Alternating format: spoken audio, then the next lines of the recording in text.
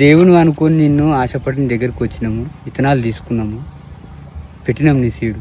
కానీ రైతును నేను తెలందాక పొద్దుందాకా కష్టపడుకుంటా నీళ్ళు డ్యామ్లోకి వెళ్ళి మోటార్లు యాడుంటే ఆడికి నీళ్లు గుంజుకోపోయినా కొద్దీ తెలందాక పొద్దుందాకా గంటకు 2 గంటలకు రాత్రి 2 గంటలకైనా సరే పోతున్నా, గుంజుకొస్తున్నా, మోటార్ పీసు వైర్ వేస్తున్నా, ట్రాన్స్ఫారం పోతే వాని కాలు మీద బాంచేయని అనుకుంటా వాని తోలుకొచ్చి వేసుకుంటున్నా. అట్లా వారబెట్టినా కానీ కంకరం అనిపిస్తలేదు. రైతు ముఖం చూడరా ఒకసారి, రైతు ముఖం చూస్తే తెలుస్తుంది మా 6 నెలల కష్టం అనేది. చూస్తే మమ్మల్ని 2 కళ్ళతో చూడకుండా సరే 2 కళ్ళతో మేము చూసుకోరు మీరు, కానీ మమ్మల్ని అయితే రైతులను మాత్రం కన్నుతో చూడరు. మమ్మల్ని చూస్తేనన్నా బాధ అనిపిస్తలేదు.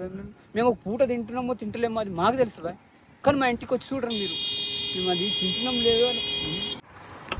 మా రైతుల బాధ అర్థం చేసుకుంటే అర్థమవుతుందివా. దాకానకు పోయింది ఒకటే, దాకాల పేషెంట్ ఒకటే, ఇంటికాడ మా వ్యవసాయం చేసేటోడు పొలం కాడ ఉన్న రైతు కూడా ఒకటేవా. అర్థం చేసుకో. మేము డ్యామ్లా ఎక్కడెక్కడనో ఎండిపోయి వాళ్ళు దుఃఖంలో వాళ్ళు ఉన్నారు.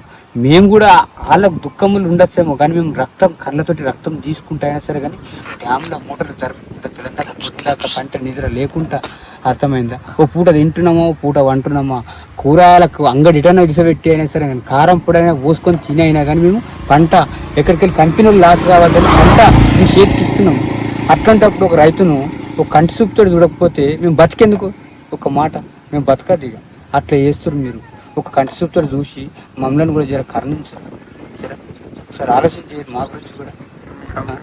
ఈ కంపెనీ మేము ఇంత ముందుకు తీసుకుపోతున్నాము, అసంటప్పుడు మా రైతులను ఎందుకు కేర్ చేస్తలేరు, ఎందుకు పట్టించుకుంటలేరు? అంత నెగ్లెక్ట్ చేయకూరు. రైతు అని ప్రతి ఒక్కరికి రైతు అంటే లోకు అయిపోయాడు. లోకువా కాకుండా చూడు, ఆర్మీ ఇట్లా మన దేశానికి రైతు కూడా వెన్నుముక్కలాంటాడు. రైతు కూడా ఒక వెన్నుముక్కలాంటాడు. జర ఇప్పుడు నిద్ర కూడా ఉంటలేదు తెలంగాణ.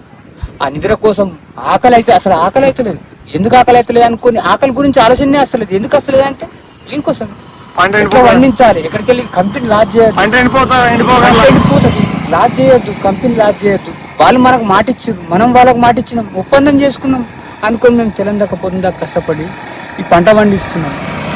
మా అన్న 5 లోకల్ 4 నెలలు 5 నెలలు పెట్టుకునే పంటను మీకు కంపెనీ 6 నెలలు అయినా సరే అని మేము కంపెనీ లాజ్ చేయొద్దని 6 నెలలు అయినా సరే 6 నెలలు అయినా సరే కష్టపడి ముంగడు తీసుకోపోదామని కంపెనీ మేము పెట్టుకొని అయినా 4 వచ్చే దగ్గర అయినా ఈ 4-6 పెట్టుకొని అయినా ముంగటికి తీసుకుపోతున్నాం మా కంపెనీని. అర్థం చేసుకో. ఆడలం పెట్టుకునే దగ్గర మూలం పెట్టుకొని అయినా సరే దులుపుతున్నాం. ఏం చేస్తాం? 4 రూపాయలు వచ్చే దగ్గర 8 రూపాయలు వస్తున్నాయి. రైతునైతే జర కనీసం చూడుర్రి. కంపెనీ మేము లాజ్ చేయకుండానే ముంగటి తీసుకుపోతున్నాం. అది మీకు తెలిసి ఉండాలి మేము ఎంత బాధపడుతున్నాం.